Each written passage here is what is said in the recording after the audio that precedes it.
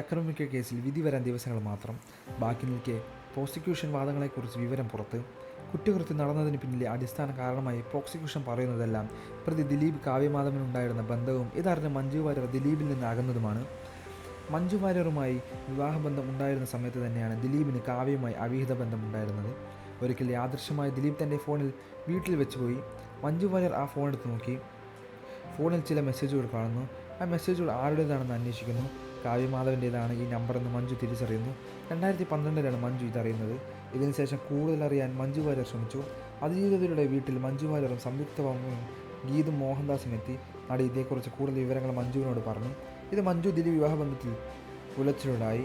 ഈ വൈരാഗ്യം അതിജീവിതയോടെ ദിലീപിനുണ്ടായിരുന്നു എന്നാണ് പ്രോസിക്യൂഷൻ വാദം. കാവ്യയുടെ നമ്പർ 4 പേരുകളിലാണ് പല ഫോണുകളായി ദിലീപ് സേവ് ചെയ്തിരിക്കുന്നത് പ്രോസിക്യൂഷൻ പറയുന്നത്.